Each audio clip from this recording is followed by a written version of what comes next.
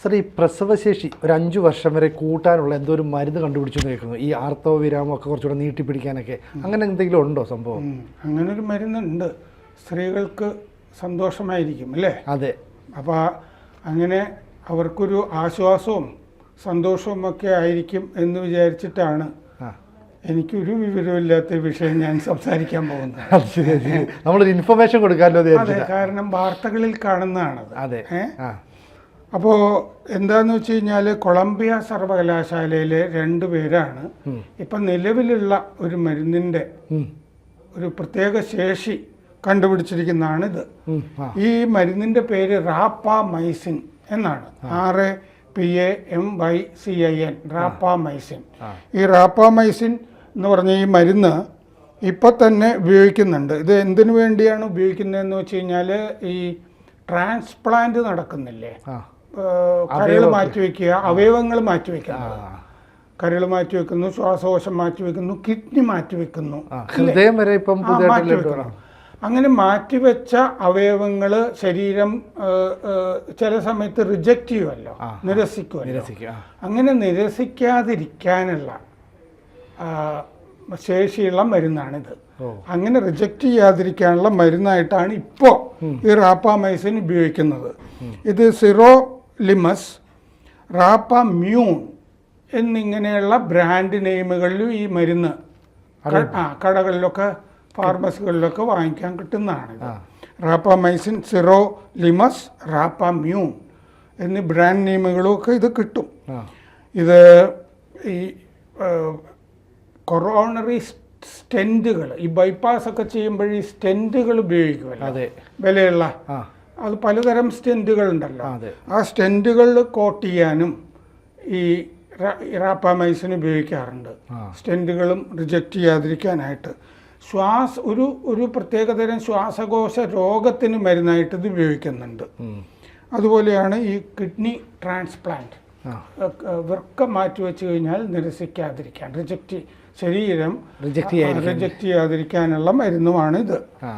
അപ്പോൾ ഇതിൻ്റെ ഈ ശേഷി കണ്ടിരിക്കുന്നത് എന്താണെന്ന് വെച്ച് കഴിഞ്ഞാൽ അണ്ഡാശയങ്ങളുണ്ടല്ലോ, ഓവറീസ്, അണ്ഡാശയങ്ങൾക്ക് വാർദ്ധക്യം വരാതെ അണ്ഡാശയങ്ങളിലെ കോശങ്ങൾ ക്ഷയിക്കുകയാണ്, ഓവറീസ്.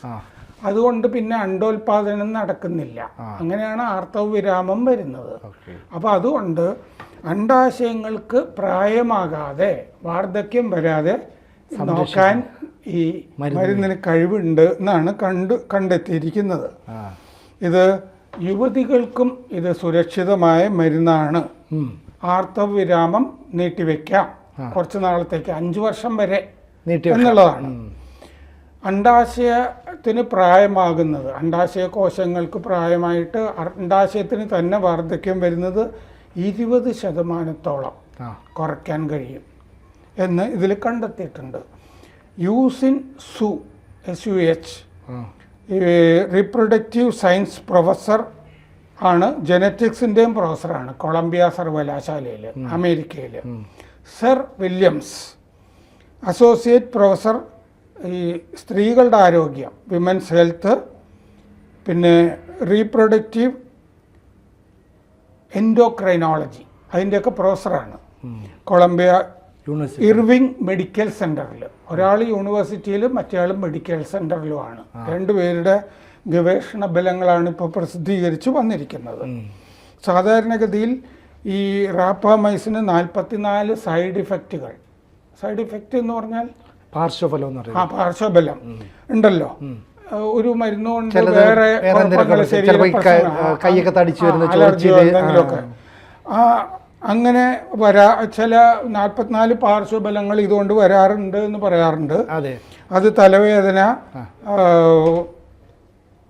ഓക്കാനം, അതൊക്കെയാണ്.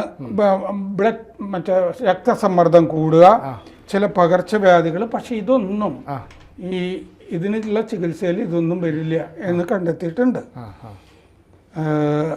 അതുപോലെ ആരോഗ്യം, നല്ല ആരോഗ്യം, ഓർമ്മശക്തി, ഊർജം, നല്ല ഊർജം ഉണ്ടാവുക, ഈ മറ്റേ തൊലി ദുർബലമാവാതെ, ഈ വാർദ്ധക്യം വരുമ്പോൾ അത് ചുളുങ്ങിപ്പോകും. ചുളുങ്ങിപ്പോവും. അങ്ങനെ വരാതെ നോക്കുക. മുടി നരച്ച് പോകാതിരിക്കുക. ഇതൊക്കെ ഇതുകൊണ്ട് സാധിക്കുന്നുണ്ട് എന്ന് അവരുടെ ഗവേഷണത്തിൽ കണ്ടിട്ടുണ്ട്. മറ്റേ ആർത്തവവിരാമം ഈ മരുന്ന് കഴിക്കുമ്പോൾ പതുക്കെ ഉണ്ടാവുകയുള്ളൂ. പൊതുവെ സ്ത്രീകളുടെ ആയുസ് കൂടാനും 5 വർഷമൊക്കെ കൂട്ടിയെടുക്കാനും സാധിക്കുന്നുണ്ട്. ഇവരുടെ കൂടെ 12 അംഗ ശാസ്ത്രജ്ഞ സംഘം ഉണ്ടായിരുന്നു, ശാസ്ത്രജ്ഞന്മാരുടെ. $1 മില്യൺ ഈ ഗവേഷണത്തിന് ചെലവ് വന്നിട്ടുണ്ട്. 8.3 കോടി രൂപ. അത് ഇങ്ങനത്തെ ഇതിന് വളരെ ചെറിയ ചീപ്പാണ് അത് എന്ന് പറയാം. അപ്പോൾ സ്ത്രീകളിൽ ഈ വാർദ്ധക്യത്തിൻ്റെ കാരണം തന്നെ അണ്ഡാശയങ്ങൾ ക്ഷയിക്കുക, ഓവറീസ് ക്ഷയിക്കുന്നതാണ് അതിന് കാരണം. ഈ 30 വയസ്സായി തുടങ്ങുമല്ലോ, 30s, ആ സമയത്ത് തന്നെ ഈ റാപ്പമൈസിൻ കഴിച്ചു തുടങ്ങുക.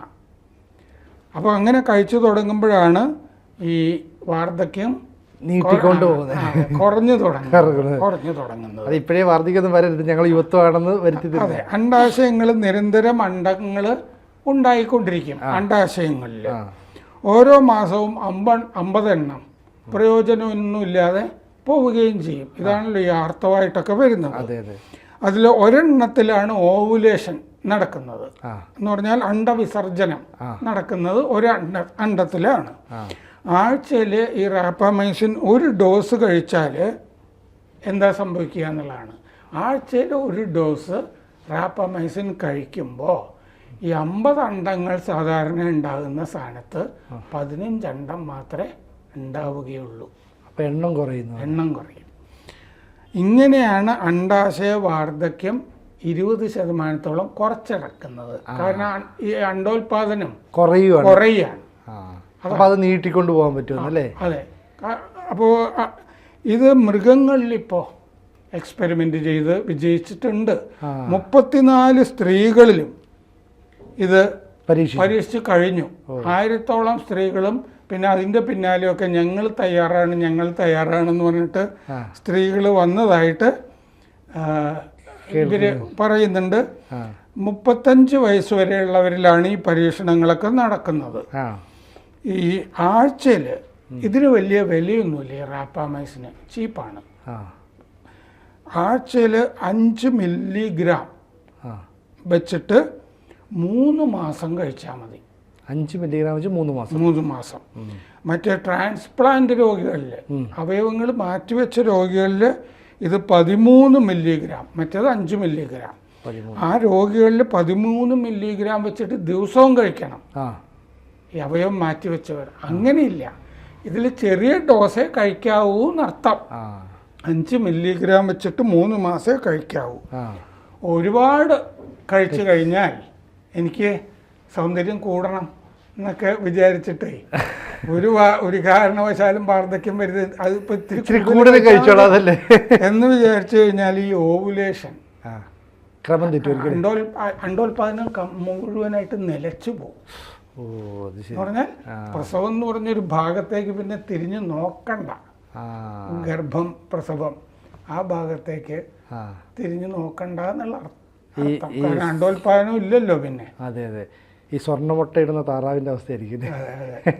സാർ, അപ്പോൾ ഇത് വളരെ ഒരു വലിയ ഇൻഫർമേഷൻ ആണല്ലോ. അപ്പോൾ ഈ സ്ത്രീകൾ ഇപ്പോൾ അങ്ങനെ വേണമെങ്കിൽ, കാരണം ഇന്നത്തെ കാലത്ത് കുറച്ചുകൂടെ കഴിഞ്ഞ് മതി പ്രസവം, അല്ലെങ്കിൽ കുറച്ചുകൂടെ കഴിഞ്ഞ് മതി കുട്ടികൾ എന്നൊക്കെ ചിന്തിക്കുന്നവരുടെ എണ്ണം കൂടി വരികയാണ്. മാത്രമല്ല 30 വയസ്സിന് ശേഷം വിവാഹം ചെയ്യുന്നവരല്ലേ കൂടുതലും. വിദ്യാഭ്യാസമൊക്കെ ചെയ്തിട്ട് പെൺകുട്ടികളൊക്കെ പോസ്റ്റ് ഗ്രാജുവേഷനൊക്കെ കഴിഞ്ഞ് പിന്നെ റിസർച്ചും ഒക്കെ കഴിഞ്ഞ് ജോലിയും കിട്ടിക്കഴിഞ്ഞിട്ട് 2 കാലിൽ നിന്നിട്ട് ഇനി മതി. അപ്പോൾ അങ്ങനെയുള്ളവർക്ക് ഇത് വളരെ പ്രയോജനകരമായിരിക്കും അല്ലേ? അവർക്ക് വലിയ ആശ്വാസമായിരിക്കും.